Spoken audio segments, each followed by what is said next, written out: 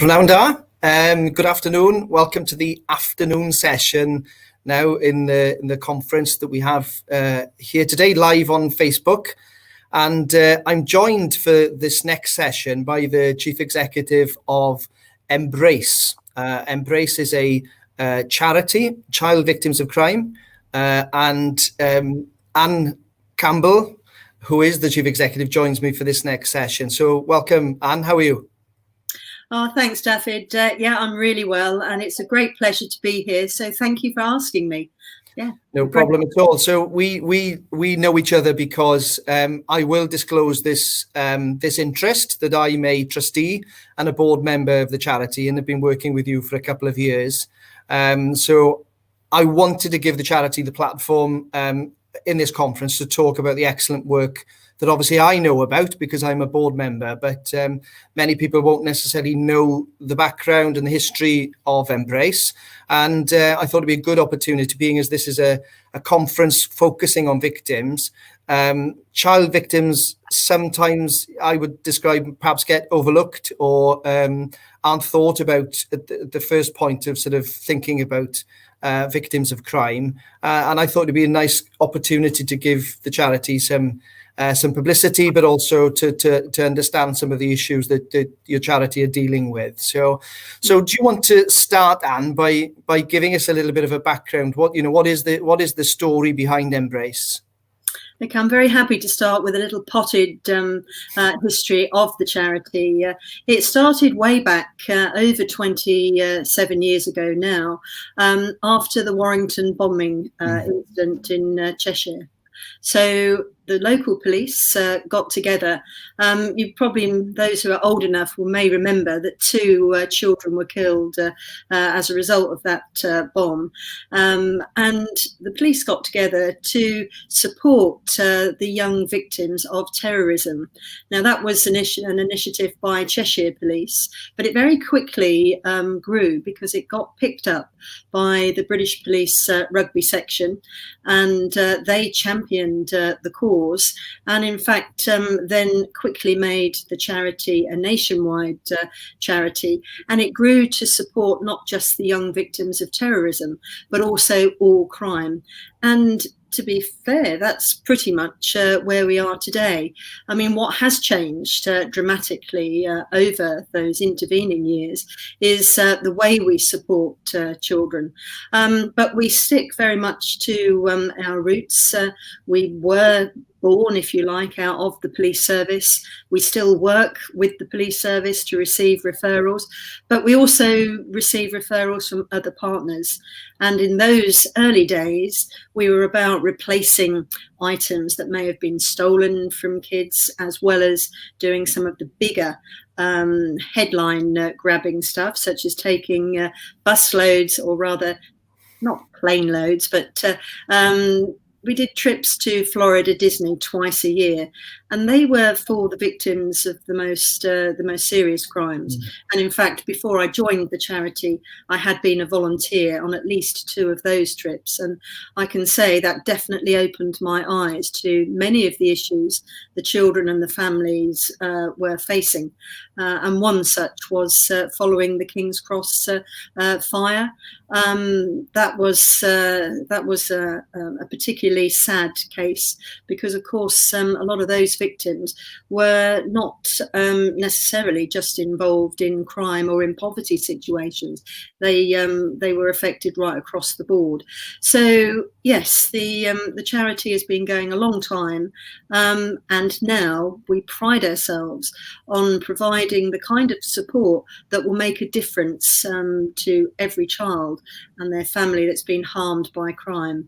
So actually, one of our real key plus points, I would say, is our ability. The trustees allow us to use our resources, most of those are voluntary raised, to put to whatever that child needs. And it really is the needs of the child. And if that remains at the heart of the charity, then we'll be guided in the right direction. Thank you, Anne. And I'm reminded actually that the sad story of how the charity started. I think the two boys were out shopping for Mother's Day cards, and again, I think it's Mother's Day a week Sunday. So that again is a timely sort of reminder of where the charity started and how now it's become such an important charity that supports many police forces across England and Wales in particular. So, and I'm also reminded of the time that we met up in the Association of Police and Crime Commissioners offices in London. I think I was one of a few commissioners that perhaps were willing to meet with you at the early stage, and you sort of gave the offer that there was an opportunity to come as a trustee onto the board, and it's been a privilege for me to be involved and engaged with the charity over the recent years, although I do describe myself a little bit like a silent partner, because I don't feel I'm doing a huge amount of work on your behalf. But you were telling me earlier that you think it's an important asset to have a police commissioner as part of your board. Absolutely, because in 2012, when the first elections for police and crime commissioners were held, and a lot of the powers that had previously been with police, they had the responsibility for victim services, that transferred to the new PCCs, and of course all the budgets. So it's really important for us to keep across the developments in victim services and also try to help influence how they develop for children. I mean, one of the things we were chatting about earlier was that so many services, victim services, were designed for adults in mind, and it was the adult victims of crime and witnesses that a lot of the services were developed around, and very often the children are forgotten. But if you look through the lens of a child, then the victim services will actually look quite differently. It's not just a question of scaling them down from the adult versions. They need to be created actually with the children, for the children, and that's what Embrace has tried to do. So our history has been going, we've been going for a long time, but there was a very significant change back in when PCCs were first elected. I think that was the David Cameron government that came in with that plan, and of course, time does go by very quickly, but it's really important for us to know what's happening in the general world of police and crime commissioners, because of course you're receiving the funding from government for victim services. So in our way, we are very much wanting to work with PCCs because we have got a great offering. Obviously, we're not big enough to do everything that we would want to do, but we are structured and organised in a way that we can bridge the gaps in local services. And the real benefit, because we are a charity and we raise funds not just through commissions for service, but through corporates, through voluntary fundraising, and through grant and trust funds. If we get a toehold or a foothold in an area, then we can bring our fundraising force into that area. And once you start to join commission funds with voluntary raised funds and others funding in the pot, so to speak, we then can do something quite considerable. And I suppose I've really got to thank the public as well, because the public raise a huge amount for us every year by running marathons. And I will talk about your marathon for us a couple of years ago, David. I was in London at the time, but we didn't manage to meet. I think we were probably going in different directions. But the power for me of putting together commission services, voluntary fundraising and corporates and other funding, no other charity actually does what we do, and no other charity on a national scale prioritises the needs of children and their families. And it's not just children who've been direct victims of crime, it's those who may have witnessed a crime. And as we've seen in the national media, it's headlines all the time, a massive increase in domestic violence. And we really feel for those kids in homes where domestic abuse is happening. it must be like a tinderbox for them. There's been no escape in the pandemic. So we've actually developed over the years a number of specialisms, but certainly working with the young victims and witnesses to domestic abuse and sexual abuse and online grooming. That's probably what we're best known for. But that's because that's where the call and the demand for our services has been. But we are still an all-crime charity. So whether it is murder, homicide, I mean, some pretty awful cases that hit the headlines. Behind those headlines, there will be children who will be suffering the fallout from whatever's happened. They are those forgotten, hidden victims, if you like, that we also want to support. So, yes, it's we got a tough job because there's many, many more kids out there that need our support. But of course, you know, we are a charity and we have to be realistic. But yes, we deserve to be. We deserve to be attractive to some of the more bigger corporate funders too. So hopefully, if any of those are listening, they might think kindly toward us in future too. Thank you, Anne. And yeah, I asked you not to mention the marathon, partly because it wasn't the most pleasant of experiences. I have run previous marathons, and you have to train for them is the key. Well, I turned up to the marathon 2 years ago without doing any training at all, and it was one of the most painful experiences I've had. But there we are. It did raise some funds, and that's the key to it. And the other thing which I like about the charity is that you're quite innovative in the way that you come up with ideas for individuals to support your charity. So I think, again, it must have been about 2 or 3 years ago, I asked my office whether they would support one of your initiatives, which is in the run up to Christmas, you allow people to go on through the Embrace website to be able to pick a gift for a child through the website. And you know, again, I think that's such an innovative way of, you know, acquiring funds, but ultimately giving you know, child victims what they wanted, you know, because these are gifts that they'd selected themselves. Absolutely, and I'm so pleased you've raised that. That's our Dear Santa campaign, and I would say it's probably one of our flagship campaigns. So working through police and partners, and that includes schools and specialist IDVA and ISVA teams and the sexual abuse referral centres. We encourage referrals into Embrace for those kids who've been disaffected by crime, but also those who are living in single parent, very low income families. Because we also know that for some of those kids, a lot of them have got nothing to look forward to at Christmas. And I know this sounds really bizarre to the likes of you and I and most of our friends, but a lot of these kids would not have a present at all if it was not for Dear Santa. So there are a lot of schemes that that raise money to buy toys and things for children at Christmas, but very often they're not the ones that have been chosen by the child. So we think that those children deserve to be able to choose something. So yes, we're realistic. We put a financial boundary around the value of the gift. We ask them what they want. We then list it on our website and encourage the public to come in and buy a gift. Because of the pandemic, we did it.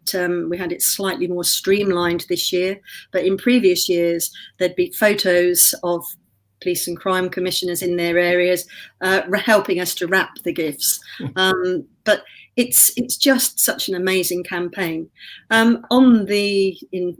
In addition to the presents, then we also speaking to the families, if it's clear that they're not going to be able to enjoy a Christmas dinner, then we would put in the package some supermarket vouchers. So the adults in the family could go and choose whatever they wanted to eat for Christmas dinner.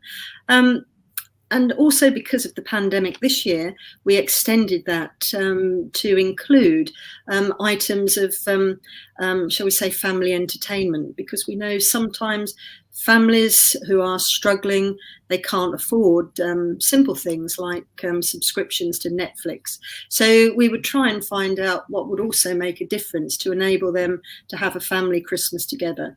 So we are really, really proud of that campaign, and it's been going now for several years. It's getting bigger and better each year because, again, it's a partnership with the public. Once we get those referrals in, we then seek the public help. And we know from the feedback from members of the public, they absolutely delight in buying an extra gift at Christmas and coming onto our website to choose. Sometimes they choose a child by the location or by the crime that that child has suffered from. And sometimes they say to us, well, here's £100, just choose some gifts on our behalf. So it works in a whole host of different ways, but it is something we're extremely proud of. And this year, a major online retailer who sources most of the gifts for us, and I won't say them, I won't advertise them, but they also gave us a financial gift to help us. So we hope to be working further with that online retail store for next year so that we can reach even more children. And I think the corollary to that, because it sounds like quite a straightforward cheer up gift, but what actually this process does, it helps us to find the children who probably need a little bit more help, i.e. emotional support or even counselling, to try and make sense of what's happened to them and to help them pick up the threads of their lives. So actually, whilst it's a nice thing to do, actually we end up supporting a lot of the most what you might refer to as the hard to reach children, the ones that don't come through the system and the ones that get lost. So by appealing to, let's say, schools and all safeguarding professionals, actually we end up helping in more ways than just the initial referral for Dear Santa. So yeah, I'm really pleased you've mentioned that, David, because the team worked really hard at Christmas. It's our main focus for about the whole month. The work starts a lot earlier in the year, preparing the website and getting all the comms ready, because as you appreciate, a campaign is really only as good as the marketing and the comms that we're able to put behind it. And I've got we're supported by some really dedicated, talented individuals. So yeah, that's a thank you to those that make it all happen. Makes my job very easy. So what we need to be sort of, I guess, getting out there, the message to get out there is that we want more police and crime commissioners, more forces, chief officers to support the charity and get interested in the charity, and as a result of that, hopefully we'll see the Dear Santa campaign and other campaigns, because we'll mention a few of the other campaigns in a minute, building from strength to strength. So you mentioned the COVID experience, which has been quite challenging for all charities, I think, because a lot of the fundraising or the traditional fundraising activity hasn't been able to take place as perhaps it would ordinarily. But there was the fund that's been referred to as sort of Alfie's Fund that was created, and again, trying to ensure that those hard to reach and vulnerable children were given some gifts again during the COVID lockdown period. Yes, Alfie's Hardship Fund was established at the beginning of the pandemic because we very quickly realised that a lot of our referrals, our children, as we would refer to them, would actually be suffering doubly.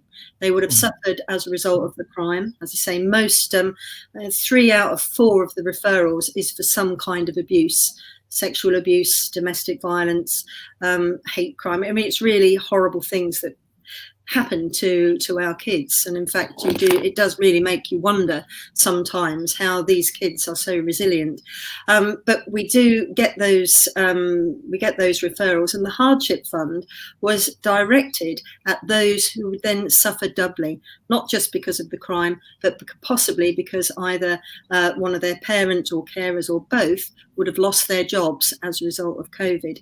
Now, this was quite common with single parent families, where mum would probably be trying to struggle on with a job.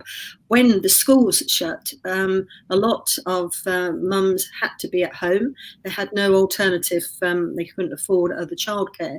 So jobs were lost. So we quickly picked up on this and decided that we needed to create a campaign that we could then prioritise those cases. It's been hugely successful and very popular. And we were very delighted that one of our ambassadors, Baroness Floella Benjamin, led that campaign for us. She said some very kind, meaningful words. She's an amazing champion for children. Her heart is absolutely 110% for the child. She got right behind us very early on, and obviously, you know, there is light at the end of the pandemic tunnel now. But we are going to continue Alfie's Fund because it has done such great work. So not only has it put food on tables, it's also provided the access for children and young people to speak to someone in our sort of emotional support or even counselling services. So we have bought many new phones and new tablets. Now, obviously, they've also been used for schoolwork. Again, there's been publicity that, you know, whilst there's been a lot of really good national initiatives putting tablets and computers in front of kids that don't have them, there's still a lot of kids out there that do need, and one per family of 4 or 5 siblings is not enough. So that Alfie's Fund has helped to bridge some of those gaps too. And also, I think I was going to say the entertainment factor, but often families that have been blighted by crime, where something really unpleasant, unspeakable has happened in the family, let's put it that way. Sometimes they just need to get away and start to recover as a family. And we work with an organisation based in Cumbria called the Principal Trust, and they provide lodge and caravan holiday homes totally free of charge for our referrals. And we're so delighted to be able to do that. Now, we work with other partners to do what we call our cheer up services. But of course, a lot of the theme parks, we're also known for theme park days out, have closed over COVID. And of course, there was a period where the caravan, the holidays in Cumbria couldn't happen. But it is a lifeline when those families know they've got something to look forward to. So when we say at the beginning that we use our resources flexibly, we really do mean that, because in theory, whatever that child or family needs is what we will seek to provide for them. And I think the other thing that is probably makes the alchemy, if you like, of Embrace different from most other organisations is our ability to tailor that package of support. So it's not just access to emotional support or counselling. It's not just being able to send a family on a holiday. It's actually piecing together what is going to make the difference to that child, because we also know that the earlier we can get that support in, so the right support at the right time has a real beneficial difference on the outcome for that child that might be displaying behavioural differences, that might be withdrawn because of what's happened, dropping out of school, not being able to concentrate. You know, a lot of those crimes really do or could last a lifetime for a child. Our work is aimed at putting what I guess the policy language would be early intervention in at the right level to break that cycle and give a bit of hope and encourage those kids to realise that actually there's light at the end of the tunnel. And in fact, there is another life. And we've got some cracking ambassadors that have been victims of crime, have been through our services, and who can now tell the story from in their own words and from their hearts about the difference Embrace has made to them. And you'll probably be aware that one of your fellow trustees. We're hugely proud of Rhys Dickinson, who was horribly abused in his home as a youngster. But with help, support and specialist trauma-focused counselling, Rhys has come out the other side. We're all hugely proud of him. Not only did he get a cracking degree, international law degree, he actually trekked to Everest for us in 2019. He's now representing the Voice of Youth on the board. Obviously, he's a lot younger. I don't want to mention that, David, but you know, as a young person's organisation, we've got to have the input from young people. So Rhys, is a shining light for us, and there are many others like him and who want to tell their tale for us. So we know that what we do makes a difference. It makes the right kind of difference, and therefore we want to do a lot more of it.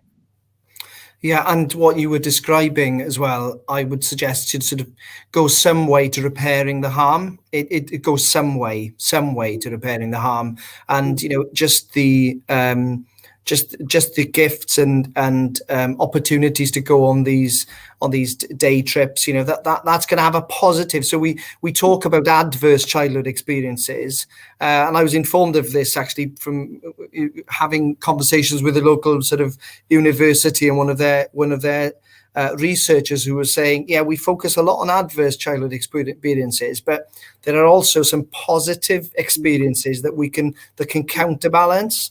And what strikes me with the work that Embrace does is that it's quite varied. So you have you have the certain sort of flagship activities around the gifts and other things, but also at the heart of it is the counselling services, the specialist services, which can go a huge distance in repairing that harm that I described, really. So what, do you want to touch upon some of those specialist services? And because I know you've got stronger relationships in some forces with those services being sort of embedded, because there might be prospective sort of police commissioners listening to this. They might be thinking, well, I'm interested in getting some of that working in my force. Do you want to touch upon some of that, Anne? Yes, thanks, David. I mean, we're hugely proud of how the charity has really developed its services, and the demand for counselling and emotional support outstrips everything else now. So we know that back in 2013, when we asked the country's family liaison officers, what did they want Embrace to provide for them? So they told us resoundingly, access to counselling. So since then, we researched and we realised that many counselling services for children either didn't exist or had hugely long waiting lists. Totally unacceptable to make a child who needs urgent emotional support and counselling to wait 9 months and above, and in some places it's over a year. For a child at their stage of development, that is just unacceptably far too long. So we've set upon this path. It is more expensive, because obviously we chose to work with paid counsellors. We think our children have been through so much that actually we need the best child specialist counsellors working with us. So that's why those services are commissioned. But of course, I should also mention that COVID-19 in many ways has accelerated a path that we were already on, and that was to take a lot of those face-to-face services, counselling services, online and on the telephone. And today, in fact this week, we put the finishing touches to our brand new contact centre, where the teams of specialist counsellors and emotional support workers and case workers will be working from. And because it's online and on the phone, we can now take those services anywhere in the country. Geography really doesn't matter. So whilst we can see perhaps in the future that there will be a place for face-to-face counselling, and I've got to say our latest therapist is actually called Hugo, and he's the most adorable Labradoodle dog. He is a therapy dog.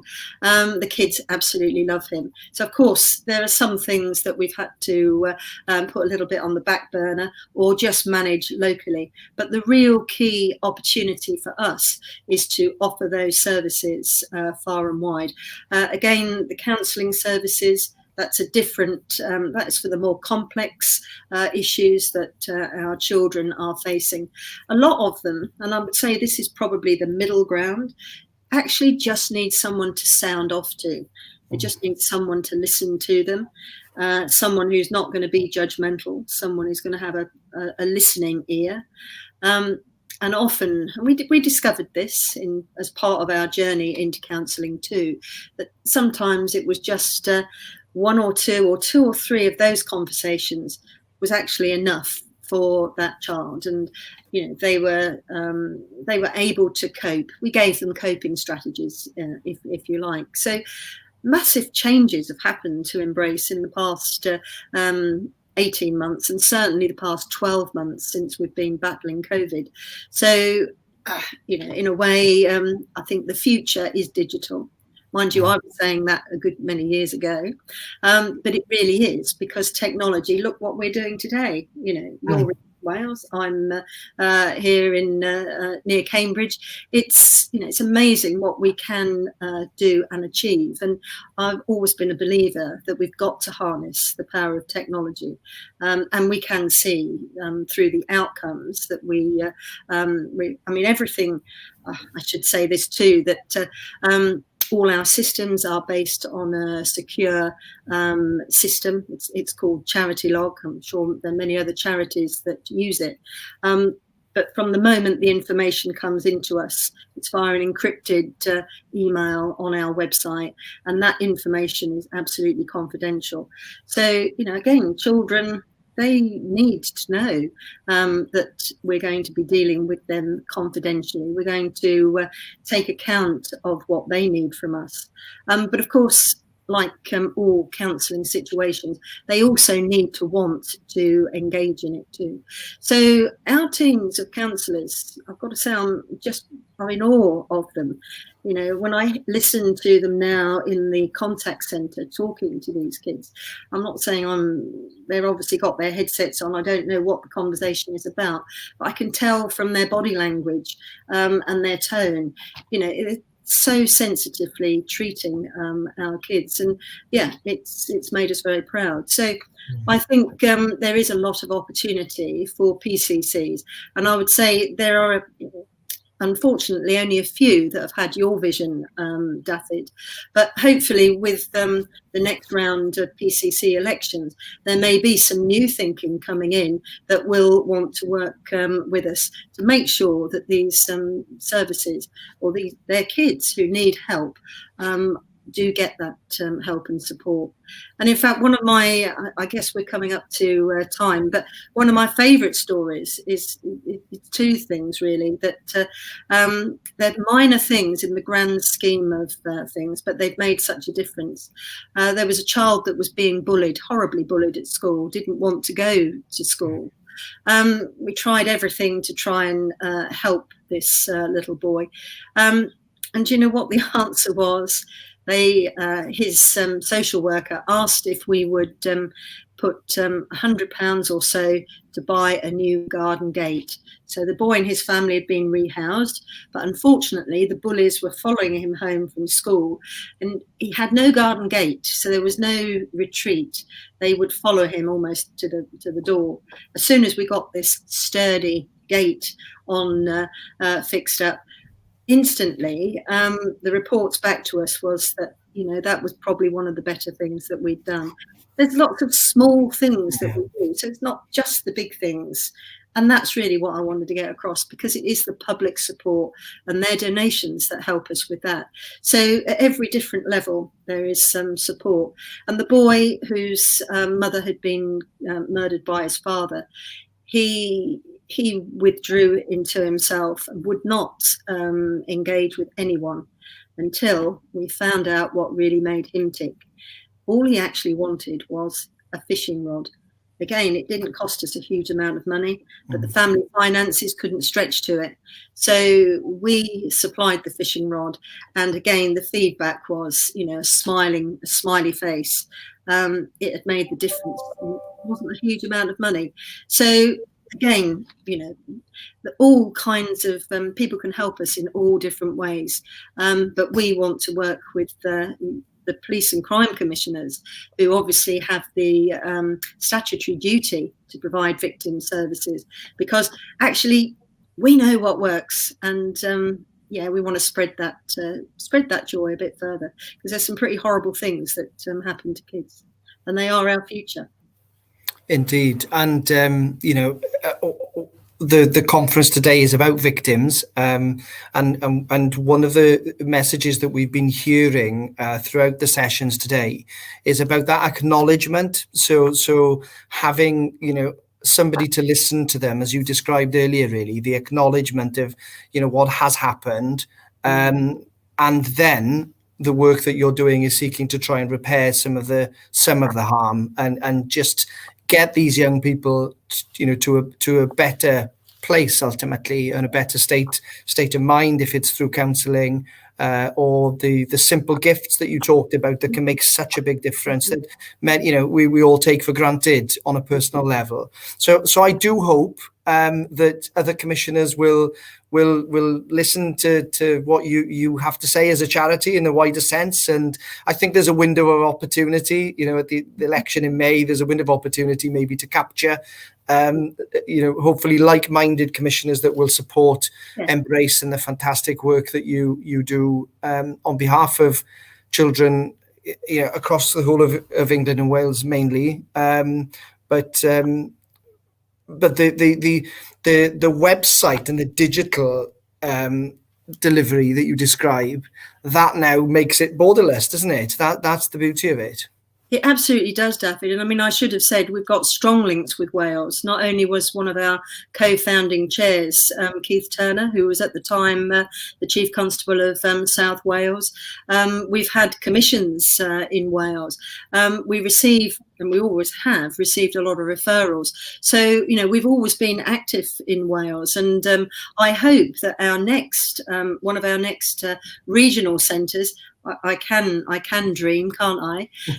That next one will perhaps be in Wales, and that's something we can all work to. And again, it's the things that we do are sometimes quite simple, but there is certainly something about having structures in place. And I think what we've got now is very scalable. It is replicable, and therefore we're well placed to do a lot more hard work. But yes, Wales is, yes, I probably said to you in the opening paragraph, I remember when I actually worked in Wales, I was seconded to a place called St Mellons. Those will know that area, because the company I was working for at the time was in the process of acquiring an electricity distributor. I think it was called Swalec. And I remember battling. It was a battle because I found the Welsh language quite difficult. But all the communications that I had to be putting together needed to be in both English and Welsh. So, I've got a lot of personal and professional connections with Wales. So I hope that those connections will continue for some time to come, David. And you've certainly been a beacon of support from the PCCs in Wales. And I must thank you for that. Even if the London Marathon was a bit painful, I'm not apologising for that. Thank you, Anne. And we need to be ambitious, and we can dream about what can be achieved. So if I can play a part in seeking to build some of those sort of dreams for the future, then you can count on my support, as you know. I'd even be able to help you sort of with the translation of some of the material, I guess, as well, because I'm a first language Welsh speaker, and in fact, Mr. Turner that you mentioned earlier was previously a Dyfed Powys officer, and he became the chief of Gwent. Actually, that was the force he was the chief of, and another first language Welsh speaker. So yeah, it'll be something for us to achieve over the next few years, and I look forward to working with you longer term, Han. And I also want to just thank you for your time today, supporting us in our annual conference, and our focus today is on victims, and to just enable you to be given a platform to talk about the charity, but also to raise awareness of the needs of young people and child victims of crime in particular has been fantastic. So thank you very much, Anne. Diolch yn fawr iawn. Thank you, David. My pleasure.